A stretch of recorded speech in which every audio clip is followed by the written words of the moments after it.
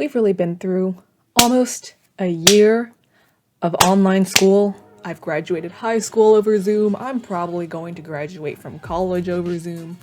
I've just resigned myself to this terrible lifestyle. But there are a couple of ways to make it better. Today I'm going to be sharing with you a couple of hacks / just like tips in general about how to stay focused and pay attention and not be distracted and unproductive. I promise these are going to be unique and genuinely helpful hacks and not just the basic, like find a quiet place to study, ooh woo. So enough of me complaining, let's just jump right in.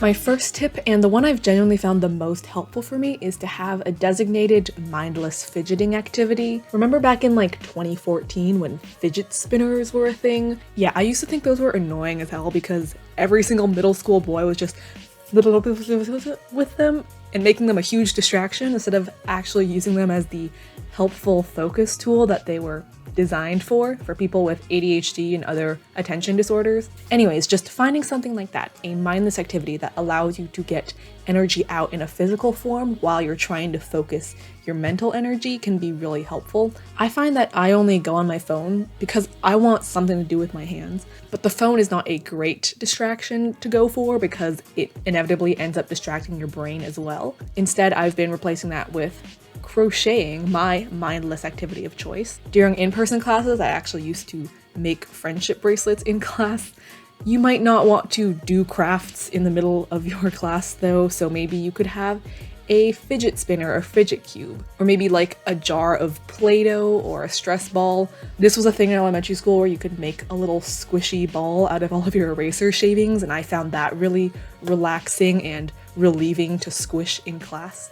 Regardless of which activity you pick, I recommend finding some way to expend that distracted, searching around for something to do energy without actually allowing your mind to drift away from your classwork.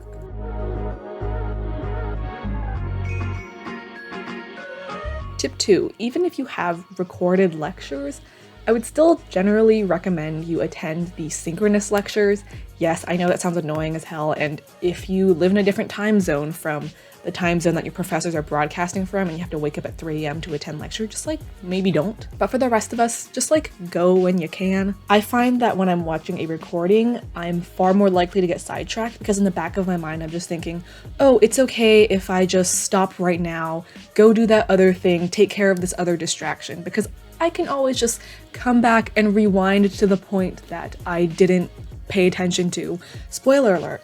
You are not going to do that. But even if you do, you're still wasting your time because you have to watch for an extra amount of time on top of the amount you already watched the first time. So maybe just go to the Zoom call, especially because it allows you to do 2 other things that will help you stay focused. One of which is to turn your camera on. Yes, I know it's super awkward and especially a problem if your Wi-Fi speed just sucks. It makes Zoom crash and everything, so like take this tip with a grain of salt, a little bit of spice. That gif of that guy doing the salt things. First of all, your teacher or professor will probably be kind of grateful that they have like real people to lecture to instead of just speaking into the void, like I'm doing right now. And it introduces that sense of social pressure and social accountability that usually will make you actually pay attention in a real live class. Like when I think about why don't I just go on my phone and do nothing in the middle of a lecture hall? Sure, I want to say it's because I'm a good student and I wouldn't get distracted. I pay attention to the intellectual things, but like it's realistically because everyone in the row behind me can see it if I'm going on YouTube. And similarly, having your camera on, even though you can kind of sort of hide when you're going on a different tab, it still makes it feel like everyone can see what you're doing. I honestly feel like most of the things we do in person that we just can't seem to do online are motivated by this sense of social pressure. So manufacture your own artificial social pressure.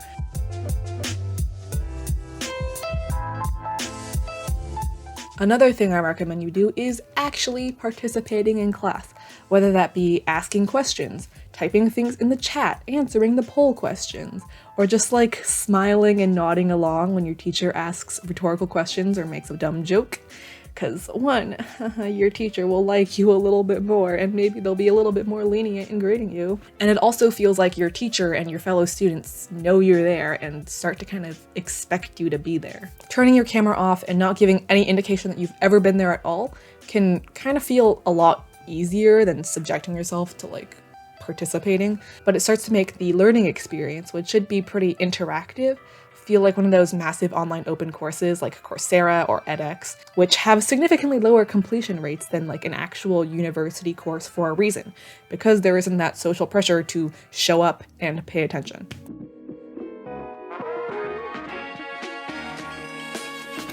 But on the opposite end of all of these tips, you might also consider not going to class and just watching the recordings on a slightly different speed.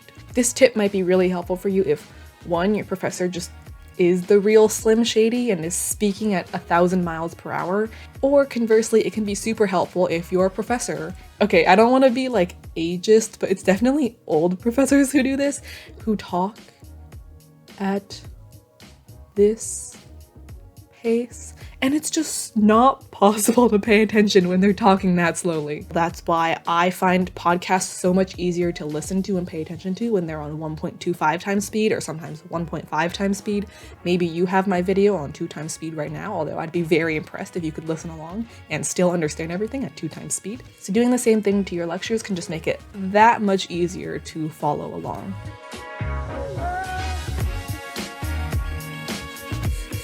This next tip is one of those more basic ones that I've probably already said a million freaking times on my channel, but try to study in a new place that you only associate with studying and schoolwork if you can. A lot of the reason we're much better at focusing in a classroom or a library or a cafe is because we've psychologically conditioned ourselves to associate these locations with being on focus and productivity mode, whereas almost all of us have spent our entire lives conditioning ourselves to view our bedrooms or kitchens as places of relaxation and fun, not necessarily being in a hardcore focus mindset. Picking a new spot, whether that be just another desk in another room, or maybe going outside to a park, and then training yourself to view that as a new focus space can be pretty helpful. Another related tip is to take a little short walk before each class. One, it kind of simulates that experience of like walking to class, and just playing those sort of mind games with myself kind of helps convince me that I'm not just sitting in my room all day and that I'm actually going to class, especially if you don't have enough space to do the previous tip of making a new spot exclusively for studying. It can be a kind of smaller trick to recontextualize yourself.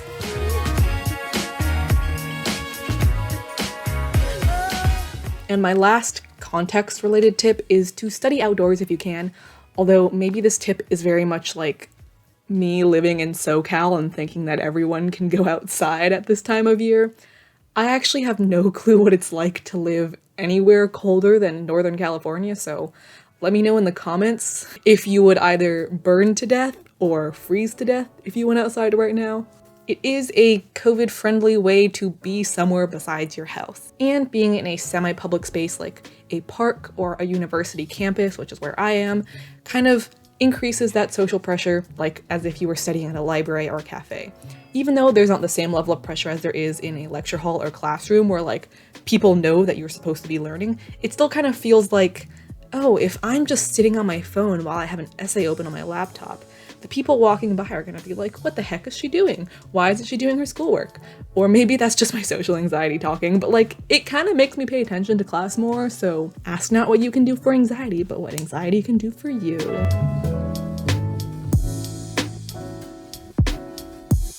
Something else you can do for both Zoom classes and recorded video lectures is to go in full screen mode.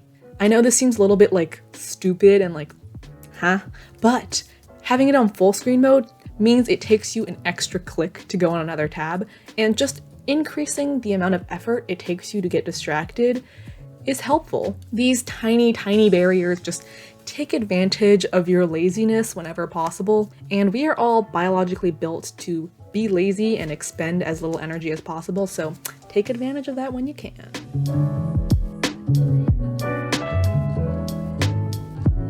Another way to take advantage of your laziness is to put anything that's distracting very, very far away from you, as far as you can possibly get it. For instance, just throw your phone across the room. Okay, maybe don't do that because replacing your phone screen is ungodly expensive, but you know, just like put your phone or your other distracting objects like on the other side of the room.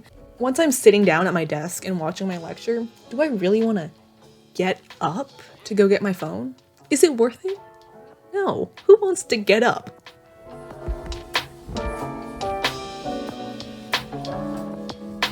Another thing I recommend is to take paper notes instead of typing on your laptop. Or you could use an iPad, but the gist is to have a separation between the device you use to look at the lecture and what you're writing on to take notes. That way it removes the need for you to minimize or exit your lecture and go on another tab to write things down, and therefore decreases the level of temptation you might feel to just open another little background tab and like go on Pinterest.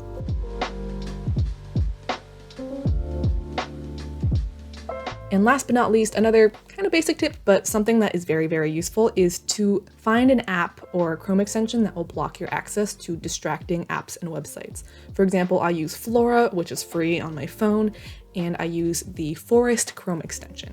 This way you only have to use a very brief instant of willpower to just start the timer, and then after that you don't have to exercise any of your limited willpower juice because it just eliminates the option. So those are all of my tips for today. If you have any other hacks that you've discovered, please leave those in the comments. I'm sure many of us could benefit from those. I upload new videos about student life every week on this channel, and you can check out my Instagram, my TikTok, and my second channel for some various non-school related content and some school related content. I don't know, we'll see. Anyways, see you next time.